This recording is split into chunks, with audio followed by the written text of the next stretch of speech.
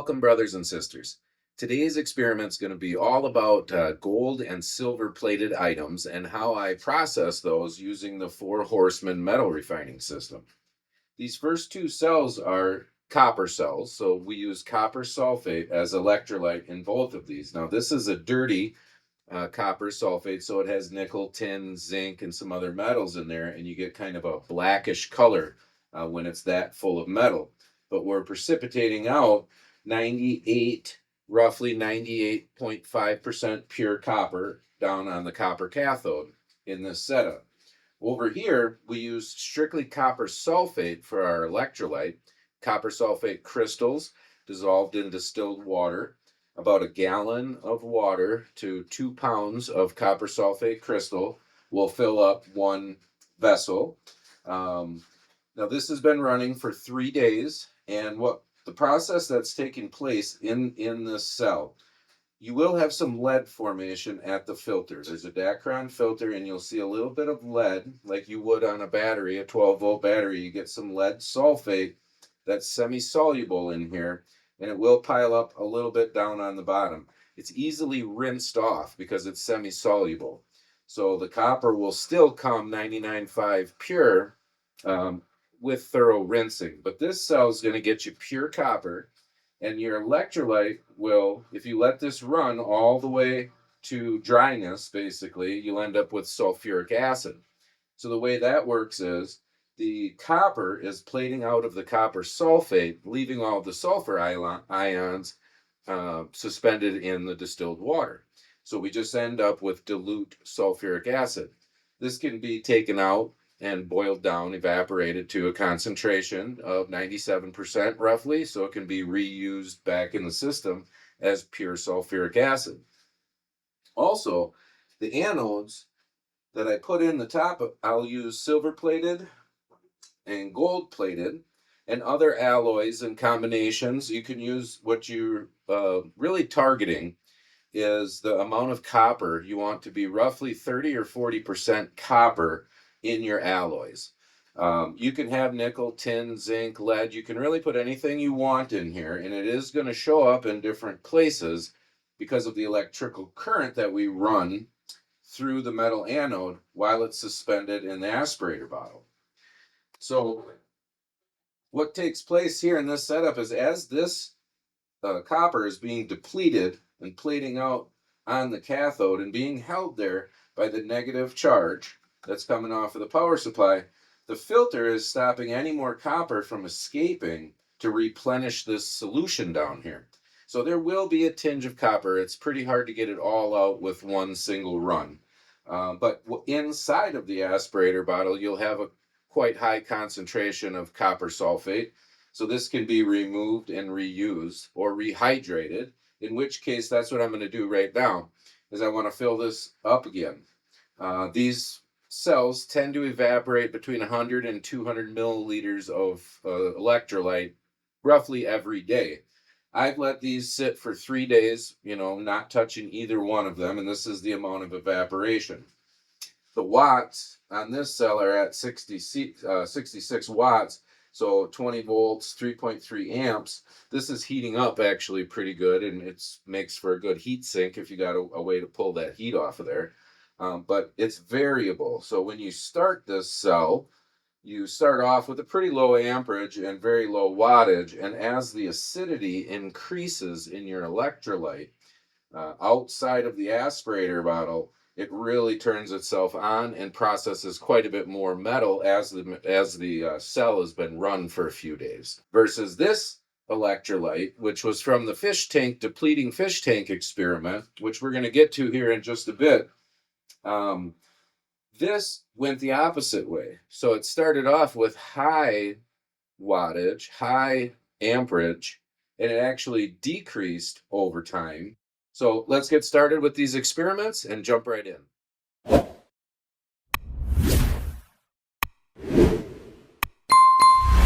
So the first thing I want to do is add some distilled water to the aspirator bottle. So I'm going to start with about 250 milliliters.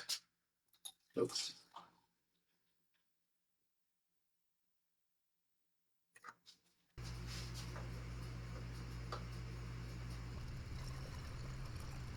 And I try not to submerge the entire anode. I'll wrap that with Teflon tape, and it's just the bare copper wire wrapped around the anode and a couple layers of Teflon tape to protect it from corroding away. If it does corrode, it's perfectly fine, but you just keep snipping off the end and your electrical cord gets shorter and shorter. So put just a little more water in here. It looks like I've got about 350 ml of some copper sulfate, so we'll go ahead and add that in, and that'll go into the larger 5-liter beaker. We want to maintain the same electrolyte outside, and in this case, we'll generate more copper, and the cell can run longer. Here you can see all the lead sulfate kind of being stirred up as I pour in this copper sulfate, which typically that'll clear in about 30 minutes or so. And that's about all the maintenance that there is to do on these cells. And now, as far as volume of material that we can run in here, the copper cell, and we're going to do a few experiments with this one here and see if we can continue to firm up those numbers. But basically, a cell in this state, because they do produce metal at different rates depending on kind of what state the cell is in. They start off slow, they pick up steam and do the majority of their production in the middle of the process, and then they kind of taper off towards the end. But you're definitely producing ounces a day and pounds a week of metal by using, this copper cell setup. Now here we'll take a look at the silver that gets collected inside of the aspirator bottle. This will be copper sulfate solution on top. It'll be cloudy. I do recommend allowing things to settle for more than a day. All of this sulfur solution, there's a lot of ions exchange taking place in this reaction. So you really do need to give the solution quite a bit of time to even out its electrical charge, and everything will settle then. So, this has been sitting for over a week. It's purely clear, totally clear at the top, and the bottom will be primarily silver in this case because I didn't run any gold plated. But if you do run gold and silver plated together, that's fine. Your gold and silver shows up in your slimes. Typically here in this cell, I'm getting roughly running it about 50% of the time. I would say I probably pull about 3 to 5 ounces a week out of each copper cell. It's just based on how much metal you put in there. I haven't really ever maxed it out, but I could see maybe getting 10 ounces a week out of a copper cell like this if you were running 24/7 and you kept your electrolyte, right on target. Okay, so now I'm going to go through and process each one of these cells just for where it's at. So this is basically completed. So we're going to get this completely emptied out.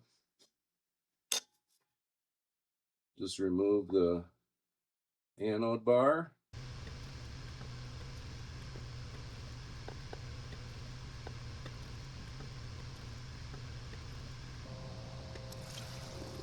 Now here we should have pretty pure sulfuric acid and pretty pure copper, 99% pure copper. The sulfuric acid will need to be boiled down, and it's not totally pure yet. There is still some copper remaining in there, so I'll show you an extra step to take care of that last little bit of remaining copper. Take a look at the cathode. Now the cathode I'm just going to leave in there as is because I'm going to refill this with more copper sulfate and run it again. And same with the aspirator bottle. We're actually going to just reuse this as it is. I'm not going to change any of the electrolyte in there. This will still dissolve more electrodes. So I'm going to just leave this as is.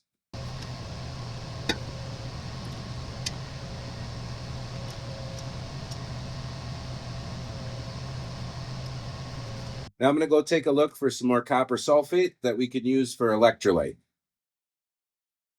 Here's some copper sulfate from a distillation.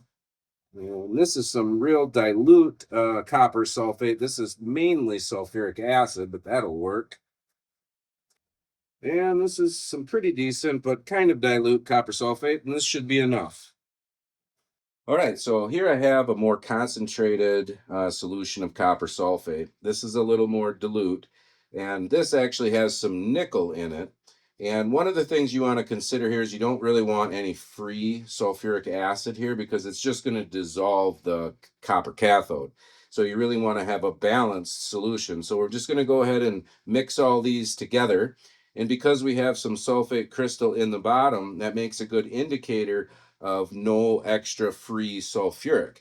And once we get these all mixed together, we'll have to filter and then we'll have our electrolyte.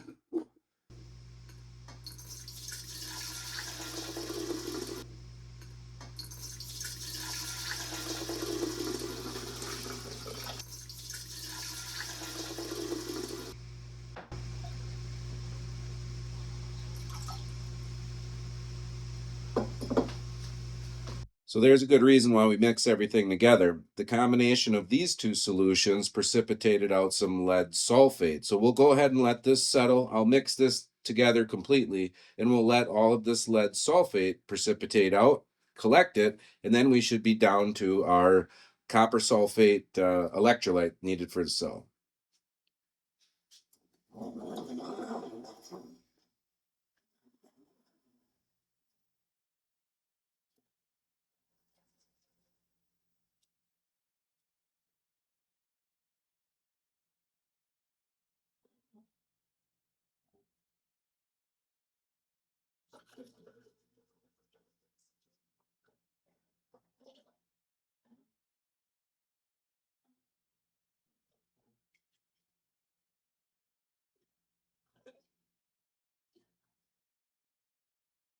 All right, so while we're letting these two beakers settle out for this copper cell's electrolyte, I'm going to go ahead and get this one taken apart.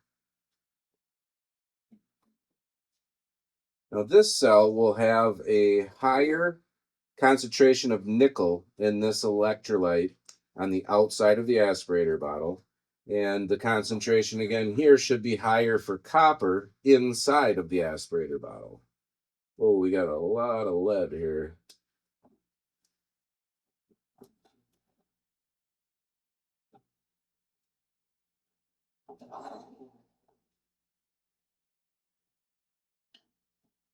It might just all be sticking to the glass. It might not be as much as I think.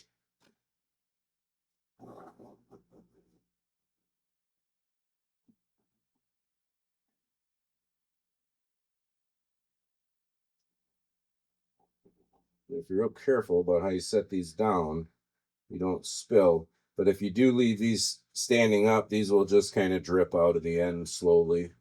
So I usually just tip them back. Now this one here, I'm going to try and lift out that cathode. Let's see what we end up with here.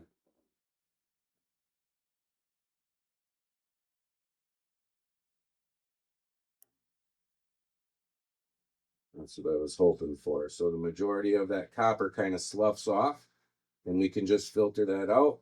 And then I can go ahead and just reuse this copper cathode. Now, couple different I have seen this happen quite a few different ways, or a couple different ways actually, where you get those larger nodules of pure copper crystals. But that's really only going to happen when you have a real pure setup.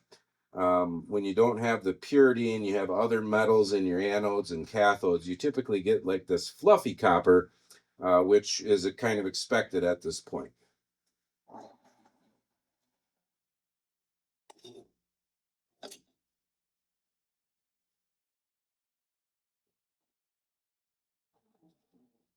So now I'll just go ahead and get this filtered off.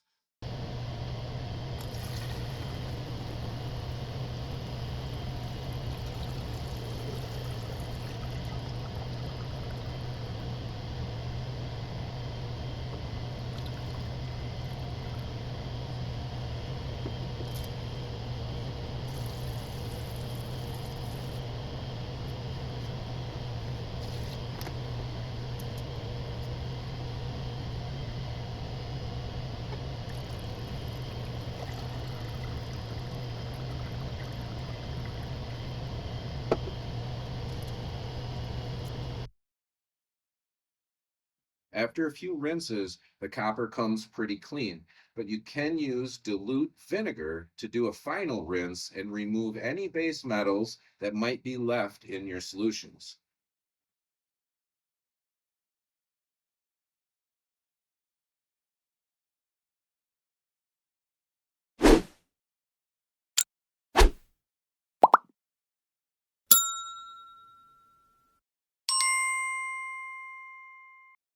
So here we have our dilute sulfuric acid that came from the copper cell. And you can see there's a little bit of blue color in there, so there is definitely a little bit of copper left in this solution.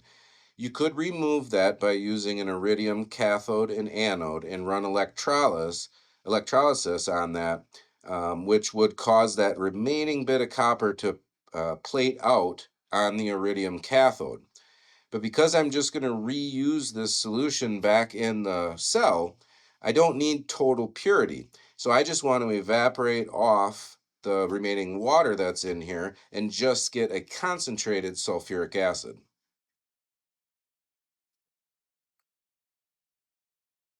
So after the copper sulfate is settled out probably overnight, what you'll end up with is copper sulfate solution and your lead sulfate that's precipitated out on the bottom. This can be further rinsed with water and you just end up with a white powder.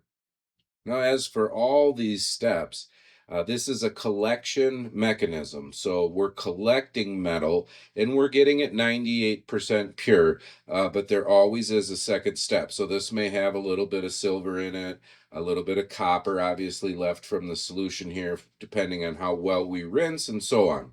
So while we're waiting for these to settle, let's turn our attention over to the two aspirator bottles, and I'm going to get those hydrated up with some distilled water and see if we can't dissolve some of the crystals that have formed inside the aspirator bottle.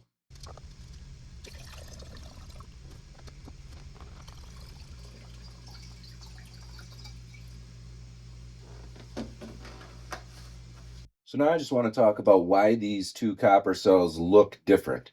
This cell over here, I ran gold-plated anode in here, and this had nickel in it. Over here, I ran a silver-plated anode, and there doesn't appear to be any nickel in this solution. Now, nickel is one metal that does pass through the Dacron filter. By the looks of this aspirator bottle, it looks to me as though there's tin and zinc, along with quite a bit of silver, a fair amount of silver. You can see the silver will typically pile up on the bottom.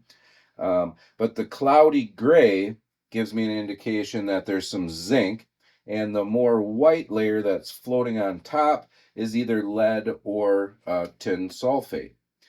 Now over here we have quite a bit of lead and tin sulfate, and you get a real good look at that band of yellow that's in there, and that's probably your tin, whereas the more whitish material is probably going to be the lead. There's obviously a heavy concentration of nickel inside the aspirator bottle too, but that does all pass through the filter. The nickel does. So this setup is a real good setup actually for separating copper and nickel to a pretty high purity. So now I'm done filtering all the electrolyte for this cell, so we'll get that poured in and I'll attach up the new anode.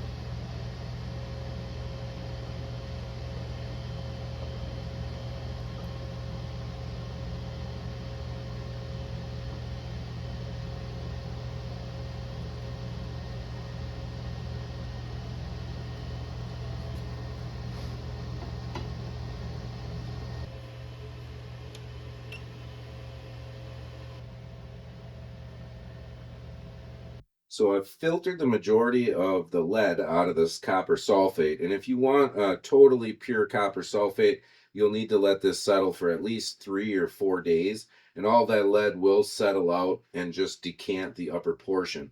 But for what we're doing in this step, this is just mainly a collection step. So we're getting 98% pure copper. We're getting 98% pure silver or gold out of the aspirator bottle.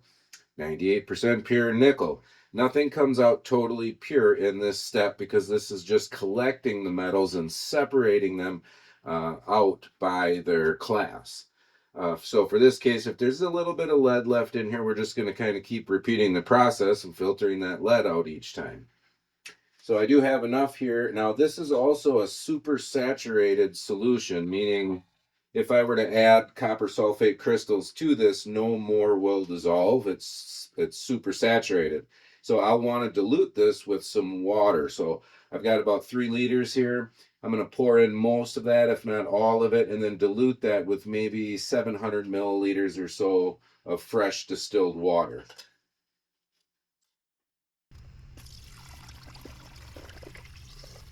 And every time I pour, I always hold back the last little bit because there is a little bit of lead you always can kind of remove. And now I'm going to put about 1 liter of distilled water in here based on the volume. So I'll probably fill the main container up, usually a little less than the aspirator bottle.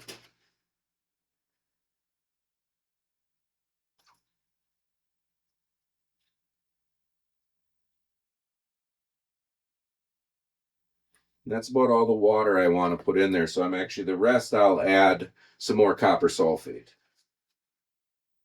And now in this one, we're still running the silver plated anodes. And I'm going to finish this one. It's mostly corroded away.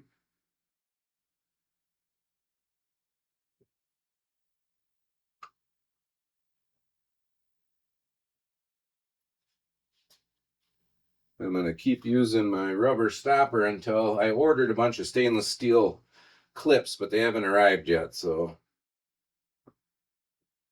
we'll just keep going with the rubber stopper. It does work well. So what we do with this solution now is we run a nickel anode and an iridium cathode. And the reason for doing that is we want to flood the system with nickel, and that'll push everything out above nickel. So we know for sure that'll be out of the system. Then after that, we're going to flood this with iron. That'll push out all of the nickel.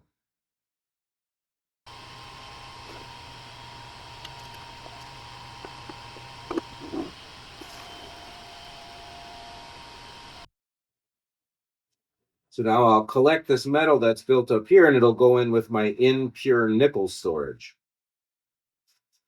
Then next, what we want to do is replace the nickel anode with a piece of iron. But I'm going to go sand off this oxidation layer that we have and some of this iron oxide on this piece of iron so we have bare metal.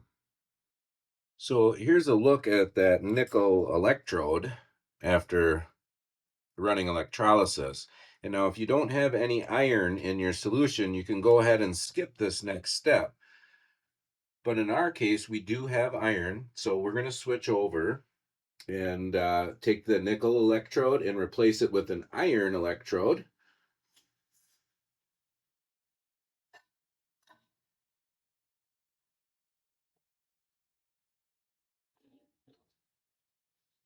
Now, since iron's the next metal in the reactivity series of metal, this piece of iron will plate out all the rest of the nickel.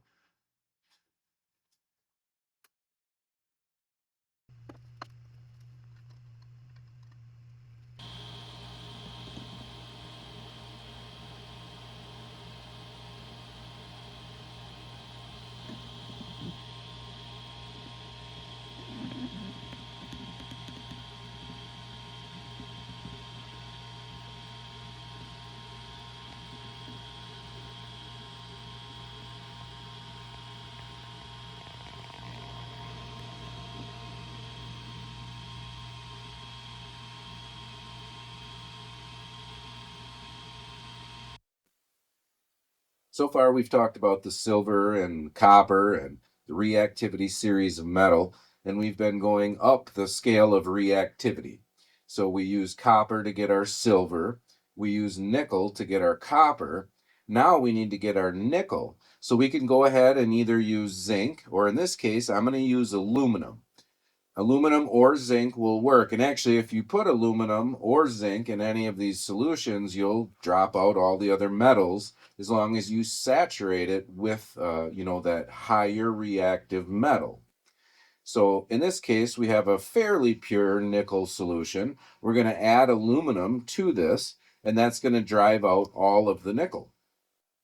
One thing to keep in mind is aluminum foil will have some iron in it, and that's going to also color our wastewater, or our water that we're going to use for the next step. So pure reagents are highly effective when we're going for purity. But again, this is just a collection step, so we just want to amass as much of the product as we can, and then move to a refining step where we make it pure. All right, so I'm going to start adding the aluminum foil. Like I said, you could use zinc here or aluminum. And it takes a few moments for the reaction to start. And then once it does start, it kind of gets a little vigorous. As the reaction kind of dissipates over time, I'll move this beaker over to some heat, and we'll heat this solution and continue adding aluminum. You have to add quite a bit to drive all of the nickel out of this solution.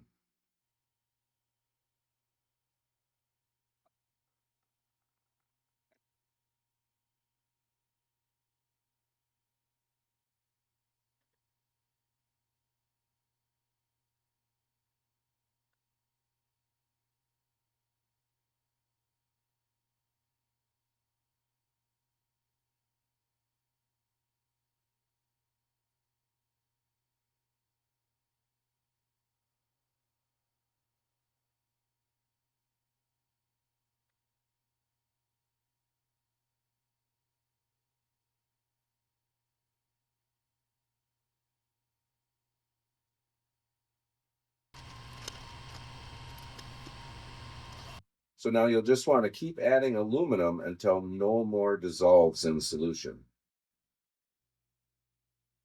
Once you've finished adding the aluminum, now it's time to check the pH of our solution.